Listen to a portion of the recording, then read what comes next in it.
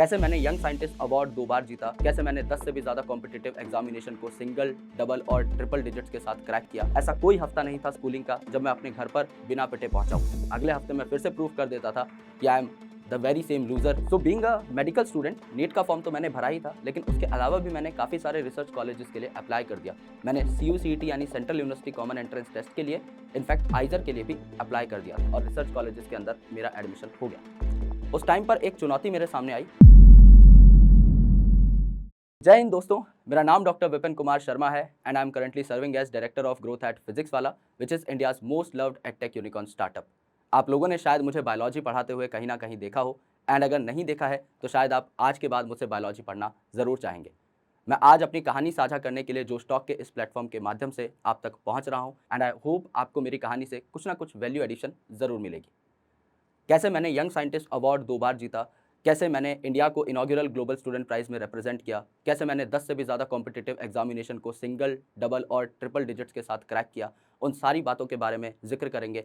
मेरी लाइफ में क्या स्ट्रगल्स रहे, कैसे मैंने अपनी फैमिली को सँभाला, कैसे मैंने पढ़ाई के साथ-साथ काम पे भी फ़ोकस किया, कैसे मैंने अपना घर बनवाया और कैसे मैंने अपने पिताजी को, जिन्होंने अपनी journey as a driver start की थी, उनको एक स्कोडा कुशाक गाड़ी गिफ्ट करी। इन सारी चीज़ों के बारे में हम लोग चर्चा करेंगे, एंड आई होप आपको मेरी कहानी से बहुत ज़्यादा इंस्पिरेशन मिलेगी। जैसा मैंने बताया कि I M an army brat, मेरे पिताजी एक आर्मी ऑफिसर थे, बट जिस टाइम पर वो आर्मी में चयनित हुए थे, उस टाइम पर ही used to drive the car of commanding officer. So वो आगे बैठ करके गाड़ी चलाते थे ऑब्वियसली, और उनको अगली सीट से पिछली सीट पर आने में 30 साल लग गए। जस्ट 1 महीने पहले हमने हमारी पहली गाड़ी ली है, और ये जो जर्नी है, इस पूरी जर्नी को मैं बहुत ही शॉर्ट में आप लोगों के सामने रखना चाहूँगा। मैं शुरुआत करना चाहूँगा अपने बचपन के दिनों से। मैं केंद्र विद्यालय पास आउट हूँ, यानी फर्स्ट क्लास से लेकर 12th क्लास तक की मेरी जो पढ़ाई है वो केंद्र विद्यालय में हुई है, यानी सेंट्रल स्कूल में हुई है। वहाँ पर टीचर्स काफ़ी अच्छे थे और माहौल भी काफ़ी अच्छा था। एंड सिंस हम लोग आर्मी कैंपसेस में घूमते रहते थे, हर 2 साल में हमारी पोस्टिंग्स होती रहती थी। मेरी 12 साल की स्कूलिंग 7 अलग-अलग डिफरेंट स्टेट के केंद्र विद्यालय से हुई है। तो जब हम किसी एक केंद्र विद्यालय में रह करके स्टेबल होते थे, नए दोस्त बनाते थे, जब तक उनसे दोस्ती गहरी नहीं होती थी तब तक हम किसी और केंद्र विद्यालय में शिफ्ट हो चुके होते थे। तो ये जो शिफ्टिंग है, इसने काफ़ी सारी चीज़ें सिखाई, काफ़ी सारे नए लोगों से मिलाया, एंड अल्टीमेटली लाइफ में काफ़ी सारे एक्सपीरियंसेस भी ऐड किए।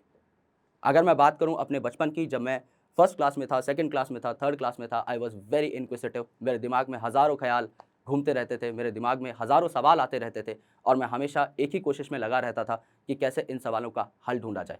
मेरे सामने कोई भी ऐसा इंसान मुझे दिखाई देता था जो मुझे लगता था कि इस सवाल का जवाब मुझे दे पाएगा, मैं उसके पीछे पड़ जाता था और हमेशा ये सोचता था कि मुझे मेरे सवालों का जवाब जितना जल्दी मिल सके उतना ही बेहतर है। मुझे हमेशा ऐसा लगता है कि मेरा ये जो इनक्विसिटिव नेचर है, मेरा ये जो जिज्ञासीपना है, इसी ने मुझे आज इस पेडेस्टल के ऊपर खड़ा किया है। क्योंकि सवाल तो हम सब लोगों के दिमाग में आते हैं, लेकिन जिसने उस सवाल को पूछा और अपनी क्वेरी क्लोज कर दी, सिर्फ वही जो स्टूडेंट है वो लाइफ में निरंतर सीखता रहता है। मेरा बचपन कुछ खास नहीं रहा। ऑनेस्टली मैं अस्थमैटिक था, मैं बहुत ज़्यादा खेलना प्रेफर नहीं करता था, और जो लड़के थे वो मुझे कभी अपने साथ नहीं खिलाते थे, क्योंकि एक हारे हुए खिलाड़ी को शायद ही कोई अपनी टीम में लेना चाहेगा। अगर मैं उनकी टीम में हूँ तो उनकी हार तो निश्चित है।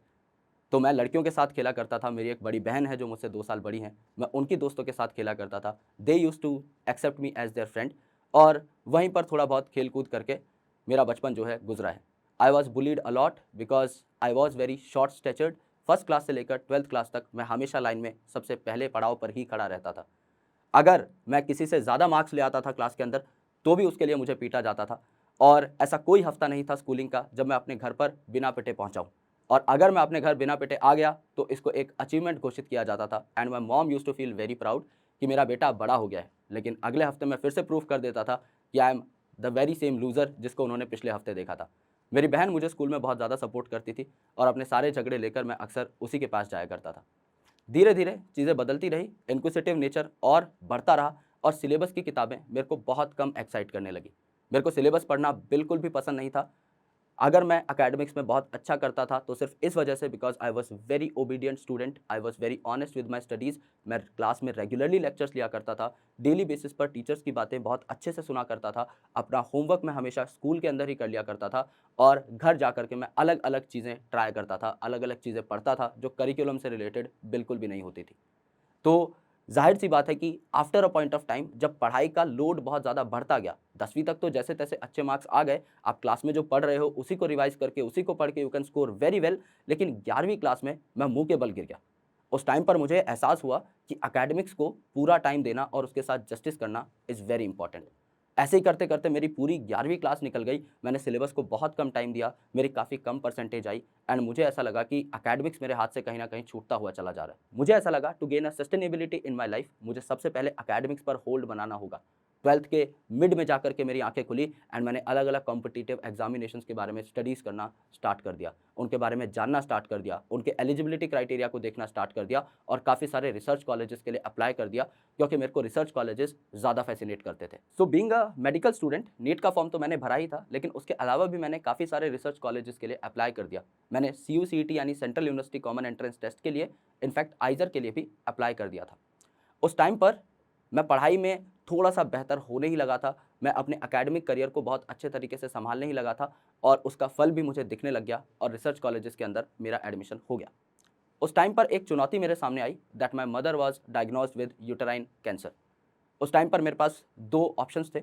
एक ऑप्शन ये था कि मैं अपने रिसर्च कॉलेज को चुन करके आगे बढ़ूँ, एक अच्छा साइंटिस्ट बनूँ और दूसरा ऑप्शन ये था कि मैं घर पे रह कर के एक लोकल कॉलेज से अपनी ग्रेजुएशन करूँ, पोस्ट ग्रेजुएशन करूँ और अपनी फैमिली को सँभालूँ। जब भी मेरी लाइफ़ में ऐसे 2 ऑप्शंस आए हैं, मैंने हमेशा फैमिली को चुना है क्योंकि मेरी फैमिली ने मेरे लिए बहुत कुछ किया है and it's the time to pay back. मैंने अपनी बहन से बोलकर एक लोकल कॉलेज में अपना एडमिशन कराया, लेकिन वहाँ पर मैंने टॉप किया। इन ऑल 6 कॉन्सेक्यूटिव सेमेस्टर्स मैंने हर इंडिविजुअल सेमेस्टर में, हर इंडिविजुअल सब्जेक्ट में टॉप किया बिकॉज़ मुझे अपने उस कोर्स के साथ भी जस्टिस करनी थी। बिकॉज़ मुझे हमेशा ये लगता था कि अब मेरे जो हाथ में है, उसे मुझे बेस्ट करना है। बिकॉज़ जो चीज़ मेरे हाथ से चली गई, वो तो मैं कभी भी जस्टिफ़ाई नहीं कर पाऊँगा। लेकिन जो चीज़ मेरे पास है, जो चीज़ मुझे आगे लाइफ़ में कुछ बनाएगी, उसके साथ मुझे 100% जस्टिस करनी है। मुझे बहुत बेहतर तरीके से अपनी डिग्री को परस्यू करना है सो दैट मैं लाइफ़ में कुछ अदर अल्टरनेटिव्स, कुछ अदर ऑप्शंस चुन सकूँ। मेरी मॉम की हेल्थ धीरे-धीरे अच्छी होने लगी एंड उसी टाइम पर शुरुआत हुई मेरे टीचिंग करियर की। मैं एक बहुत ही छोटे गाँव के पास रहता हूँ। मेरा जो शहर है नारनौल, वो चारों तरफ गाँव से ही घिरा हुआ है। वहाँ पर जब हम कई बार घर से बाहर निकलते थे, तो स्लम स्टूडेंट्स को देखते थे।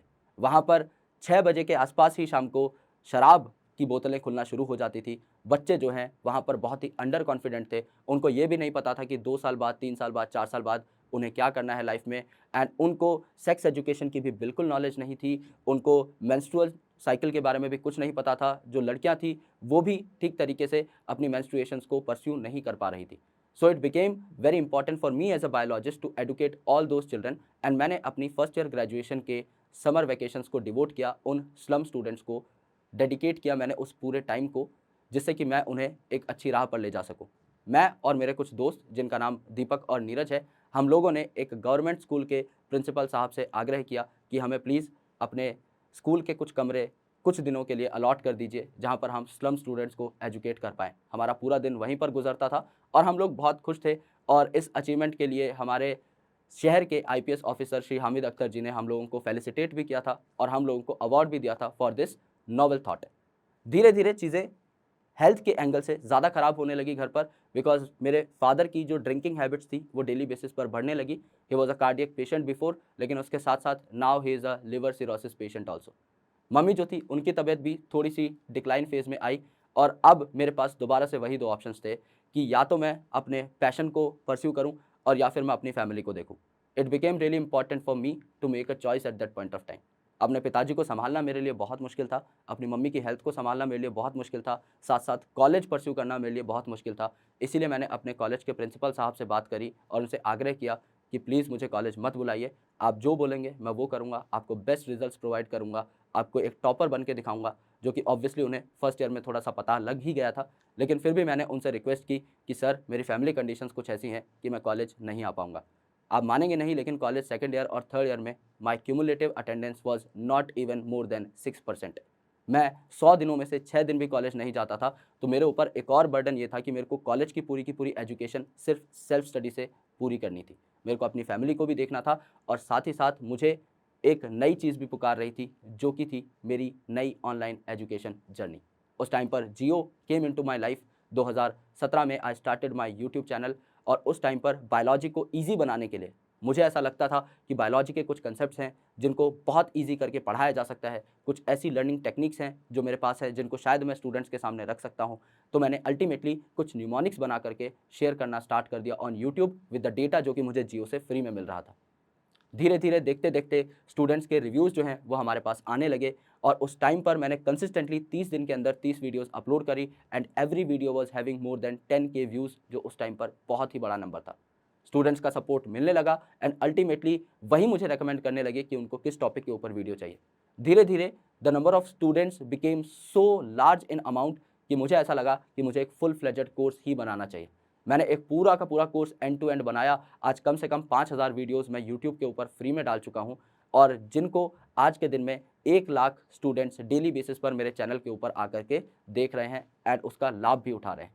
यहाँ से ऑनलाइन करियर की शुरुआत हुई एंड उसके बाद मैंने काफ़ी सारी चीज़ें करने की कोशिश की इन एकेडमिक्स ऑल्सो। जब आप लाइफ में किसी पेडेस्टल के ऊपर पहुंचना चाहते हो, जब आप लाइफ में कोई ड्रीम देखते हो और आपको उस ड्रीम को छू करके वापस आना पड़ता है, तो आप उस डेंट को भरने के लिए सारे संभव प्रयास करने लग जाते हो। सेम हुआ मेरे साथ।